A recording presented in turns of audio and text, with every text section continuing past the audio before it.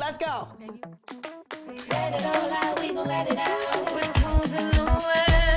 Hey, yeah, hey, yeah. With the wounds in the way.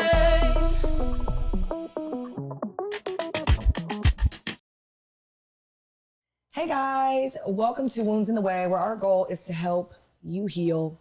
I am here with my co-host, Melissa Reed, and today is a very special day for me because I have a personal friend of mine, Amina Buddafly. Hi. Formerly known as the beautiful wife of Peter Gunz. Yeah. But also, she's a creative, amazing talent, but most importantly, a fantastic friend, and even better mother. Thank you for being here. Love it. Thank you guys for having me. Yeah, of course. So this is like how we are when we are in my house. We're used to this. Yes, and we have our girl conversations, and we're talking about life and all the things. Mm-hmm. I wanted you to come onto this platform because for that reason. You know, we get deep and we have our glasses of wine, and So if you could tell the people today, you know, what is one wound that has been in your way or a hindrance? Yes. Okay, without a doubt, one wound that has been in my way in the past was that I never knew how to love myself correctly. Mm-hmm. And therefore would choose men that didn't know how to love me correctly. And that's as simple as that. I really had to think about why things happened the way they did. And I came to the conclusion that that is why. Like, I just never knew how to love me first. So will you say still currently, are you still struggling with that? Do you still feel like that's an aspect of you that you are currently still working on? I can now say that I'm on the other side, which is the best feeling ever. That I've gone from literally, even growing up, I went through so many struggles, depression, hating myself as a teenager, to now, finally, I can say that I sometimes even say I love myself too much now, which is that crazy. How is that I know. I asked some people, like, is it possible to love yourself too much? Because I sometimes feel I do now. Why? Why do you feel I went like from that though? extreme to this extreme, to where I feel like it may even be hurting me now because I love myself so much that I don't let nothing slide. Like, nobody can treat me no way anymore. And that is the best thing that I've accomplished for myself personally. And what were the tools that you felt helped you get to the other side? A few things. Number one, what helped me, or I want to say almost forced me to find that self-love, was all these men that didn't love me the right way, because I had to figure out how to give myself that love that I knew I deserved, but was never given by those people. So I was kind of like forced, because on the if I hadn't done that, it would have been like, I would have been like defeated. Like I felt so many times in relationships like helpless. And the only way to come out of that was to give myself that. And then, of course, also my children, because they contributed so much to me finding that self-love.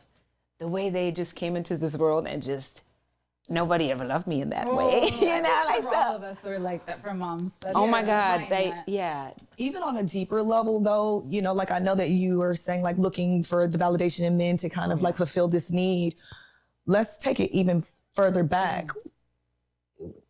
What was that thing? Was it like that? Did you have a great relationship with your father? Did you have a great relationship with your dad? Like, where was it that it started from you needing the validation from? Right. You know what I mean? That is something that is very interesting to me, and I'm still trying to go all the way back there and trying to figure out, where did that even come from to begin with? Because why did I never know how to love myself? Like, was it from home? My mom was the biggest lover. Like, I mean, she gave us so much love, but she was a single mom. Dad wasn't really around. He left when we were really young. I was 8. And so I never had that from dad. But I don't know why I fell into this self-hate that I was going through as a teenager, and that I feel like that led to me never really liking anything about myself and always looking for that elsewhere, like for people to give me that validation. But honestly, I'm still trying to find that out. Where did it come from? I don't know. I mean, it makes sense that you would say, because I've struggled with that, right? But if you said that although you had a great parent and one parent did show up and was there, sometimes it's still, interestingly enough, it is the father or the opposite aspect that is missing, that again, we are seeking the validation in our relationships as we're getting older and wanting these men to love us because I mean, the first person that was supposed to love us, period, Yeah. was our dad. And they're lacking. So it's like you're looking to these relationships to be like, fill that void, because that's a part that really, whether or not we believe it or not, is subconscious, it's missing. Absolutely. You know, so That's it's quite so interesting, true. you know? And there's a lot of people that will say, and because I kind of struggle with this too. I have to catch myself, to be honest, to not like right away judge whenever people will be like, oh, it's because my dad wasn't home. Right away, you think like daddy issues. Like you have, there's a stigma on that I mean, we all have had daddy issues in some way, I want to say, like whether they were there or whether they weren't, because that was the man that was leading or should have been leading. So it's kind of scary because there's so many women that can peel back the layer and it goes back to their dad. Yeah. And then that teaches us like, okay, well, what about us who are raising young boys? Like we've had this conversation. We have had this conversation just like last week about her son, because he was learning some things and talking about some stuff about school, and the way that she parented him was like, she asked him, but what did you do? I want to hear what you did, because I want you to know what you did so that you can identify it within yourself, right? Because we're tired of having these narcissistic men that don't take the accountability. So it's our job as women and as moms to raise those men that are taking or learning that. Such a big thing for me to make sure my girls don't go through what I went through, and that they do have that. I want to instill the self-esteem and the self-love. It's like my biggest thing. I want them to know they're beautiful. I never thought I was beautiful. Maybe it also had to do with me growing up in Germany around white people, being different.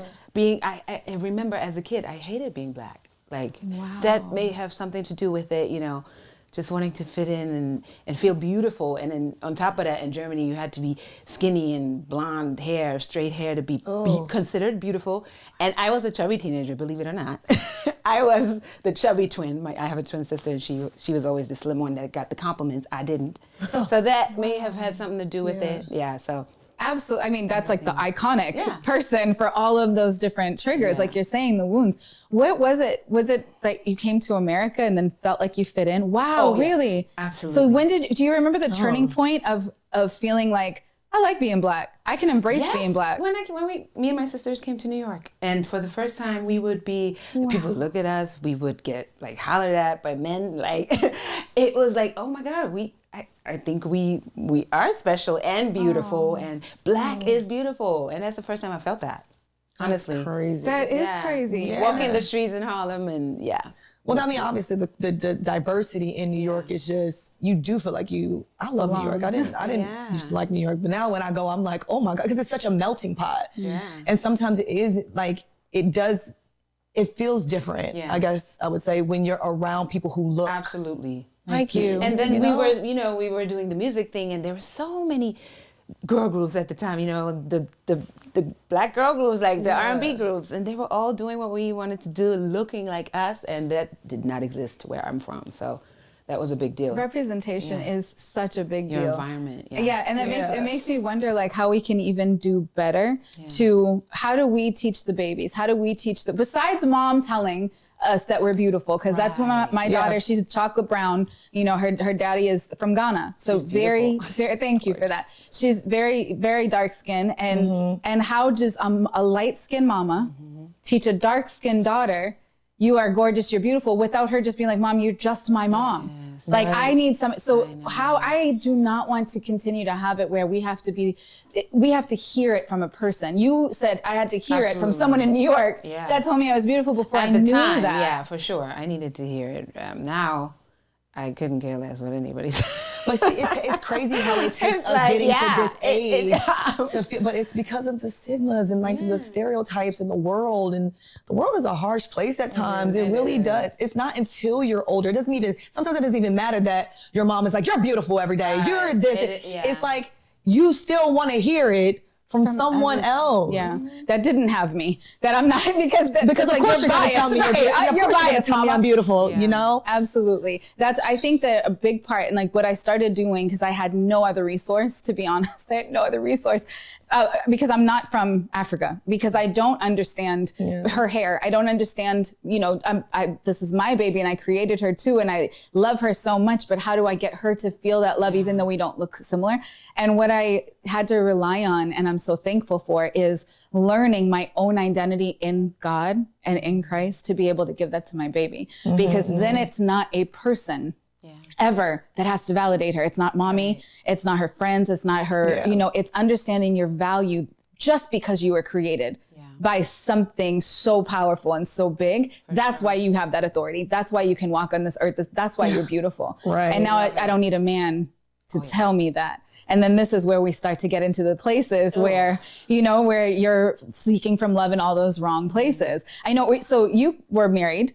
Yeah, I was just about to get That's into right, that. right? Yeah. And I don't know how that relationship went, but I know it's over. So it must have happened. But you guys are right now, you and Peter are in a good place, right? Much better place than we've ever been. So can you say, just for like the audience, like how you went from, because it's a struggle, I feel like, for most people that are co-parenting, sometimes you hit this rock bottom with each other and then you cross over to the other side of things. What was the thing that helped you guys cross over? I always say, like, I think it's only possible to go to that other side through healing.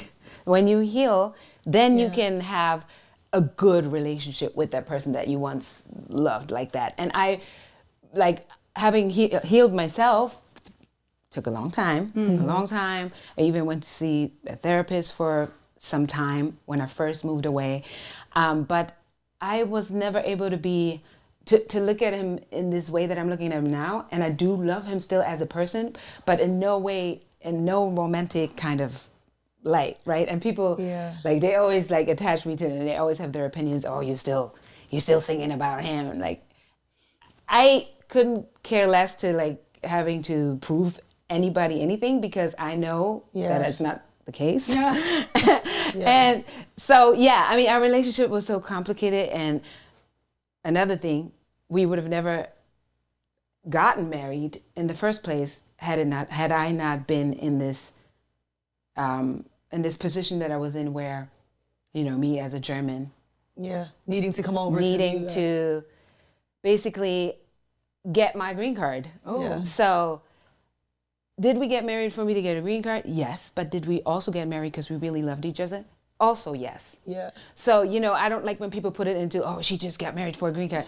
No, it would have never happened had we not had a real deep relationship and connection that we really had. So it was a combination of both things. And I always have to make sure that, like, people know that it's not like, because there's stories floating around, like he's told Tara, like, I gave him money and stuff like that, which I actually did, but that was that was because he was broke at the time. Not because you were buying anything. Exactly. It wasn't like no arrangement or anything like that. So that's crazy. But I did stupidly, and I don't blame people for calling me dumb for this. I gave him a lot of money in the beginning when we first dated, because he was struggling. Yeah. But that's what you do out of love, and you're a very loving, kind person. Exactly. And so, we got married because I needed it, but we also got married because we loved each other. So that's the end of it. It's okay to get married and benefit right? too. Like, I know so many. I know so many actually couples that speed up the process of getting married because one of them isn't from here and they want to work and they want to live together. And so that's basically what we did. Did you notice, like, some of it's just even in that marriage, in that relationship, some of what you're talking about with your wounds from the past, or, not feeling enough or any of that affecting that marriage or relationship? I definitely at the time still didn't know how to love me first. I put him over everything. Like, I put him, I definitely wasn't there. Now it's totally the other way.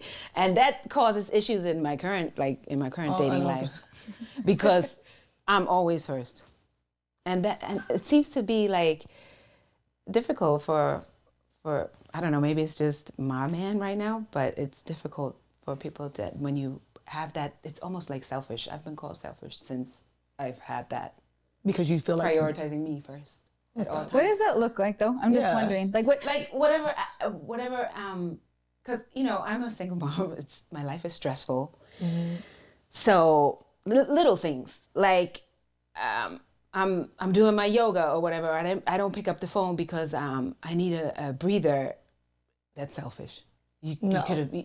I don't think it's so either. It's not selfish at all. But wait, hold on. But are you still maintaining the other side, the obligations as a girlfriend or as a wife? I think I do, but that's where I need friends and maybe a therapist to that's why tell I'm me, asking, just am so I we're not am I in the wrong? Yeah, no, really. That's why I'm asking, just so we're not your yes man, like, oh yeah, you right, girl. Exactly. I'm asking, do you check yourself? I'm having my struggles with it currently.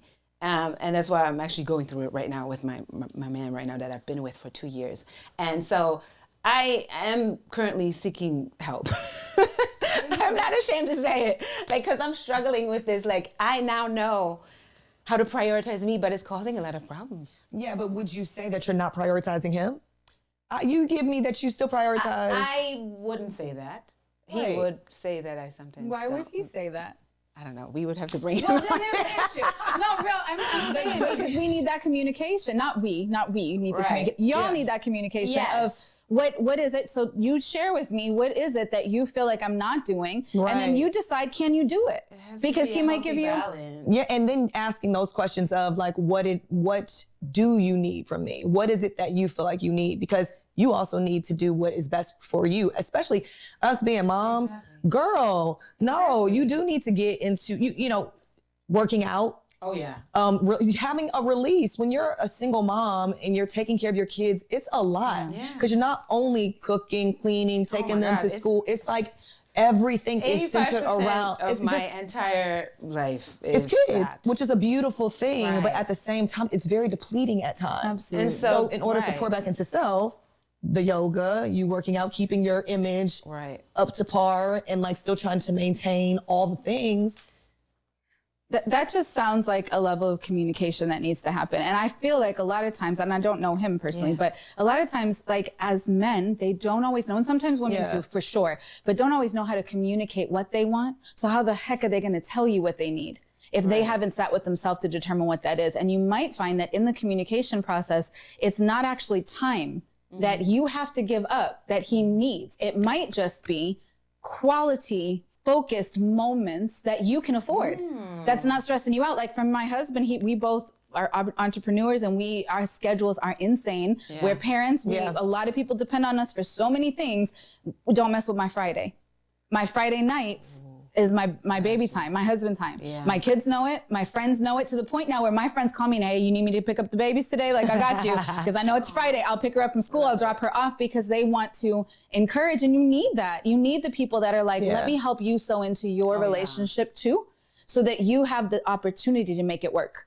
Because otherwise you're going to be here just trying to balance. Oh my God, we need to have a longer conversation. We'll have a part 2, guys. Coming soon. Relationships are just hard. Oh my They're God. hard because That's they what really, I'm starting to feel like. because they require a lot of work. I was just talking to another girlfriend about that the other day. She was like, it is hard, and it can be extremely draining when you're trying to figure out how to maneuver different areas, not only for just yourself, but also now for another entity that we care about and love. But then we got kids, and it's like, well, hold on. And so you just feel pulled in so many different directions. Yeah, Yep. it's so You know? true. That's how I feel. But it's not impossible. It's not Life, impossible. all things are possible. Absolutely, with God. That's how I believe. But I'm saying, but you're 100%. right. So you stay in focus. And we've talked about this before. I really don't believe in the word balance, only because, well, my therapist taught me. So that's why I don't believe in it. But I really embrace the truth of it, because balance in general is not something, if you think of a scale on both sides, the scale has to have the exact same amount on both sides to balance out. You cannot give him the same amount of time that you give yourself, that you give your kids, that you give the gym, that you give your boss, that you can't. Right. So now you can just, you have to find a way to harmonize and make it all flow together. And you know how to harmonize. I heard you sing. So you could do this in life. Like that's You know what I heard a lot though too, and maybe that goes back to the wound thing. After I've come out of that and I have healed, I'm a different person now. I'm definitely stronger, tougher. I don't take no BS. I don't allow anything. So I'm harder to deal with. And what I hear a lot is also like, I'm like, what I hear in arguments in my current relationships. I want to be the man in a relationship. Ooh. I don't like to listen. I don't submit. All of those things. I feel like, is that still something I'm dealing with, or is that, I like to think of it as like a powerful thing that I like about me now, but now I'm being told like that's not good to be that way. So I'm struggling with that a little bit, here and there. But I love myself way more the way that I am now. I feel so like nobody can do me anything, like, right? But that's at the same time, it may be hard for my man. Do you feel like with all the things that you've kind of gone through and kind of where you are currently now at this point in your life and having this like, you're on to the other side of like loving yourself more and being tougher and being more secure in self? Oh yeah. Is that affecting your music differently? Like, do you feel like you're more creative now that you've healed, or do you feel like it was easier to write music when you were just kind of more broken and torn down? It comes in phases. I don't know if it has anything to do with it, but it definitely wasn't easier when I was like, there was a time when I was so broken I couldn't even write. Like that, for instance, was about a year or two, I couldn't do anything. And people would say like, oh, just pour it into the music, turn the pain into songs. I couldn't. I was too, my piano had like dust on it. I looked at it one day, I'm like, this can't be happening. And that's when I seeked help. And but I took my time as well, because I feel like as a real authentic artist, like it has to be natural and I can't force it. So then I took some time off, but I don't know. I wouldn't say it's easier now or then. It's kind of like, it doesn't really matter much as far as music goes. Yeah. That's good. That's good that we have those channels to be able to do that together.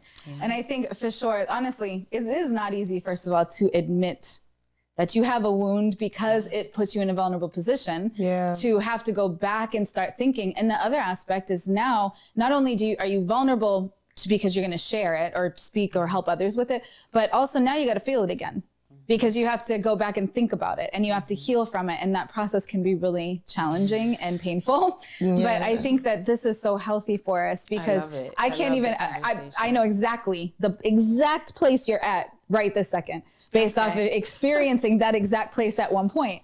Right. And so I'm just going to believe for you the same thing that, you know, God helped me through, is that you're open and you're humble. You're sitting in the seat saying, I want to understand how to change. That matters. That is that's growth in itself. By itself.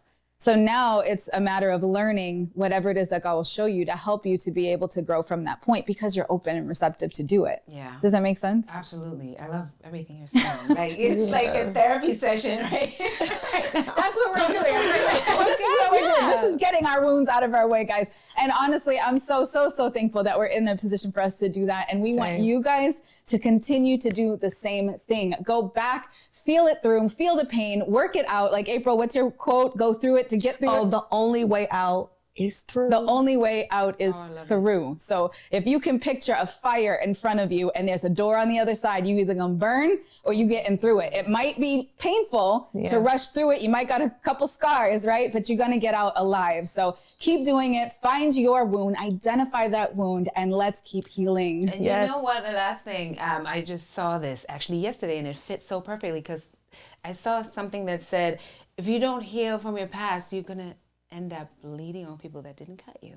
Ooh. And that is I was like, that's so true. It is. Healing is everything. That just gave me goosebumps. Bleeding on people that don't cut you. That is not fair at all. And I felt like that's where I was when I was younger. I was bleeding on a lot of people. I'm so sorry to all those that I bled on. I wasn't right. Yeah, same. I'm gonna have to bring y'all up on my podcast, because I'm a healed young individual. So that's why we gotta keep healing, y'all. Keep healing. Wounds in the way.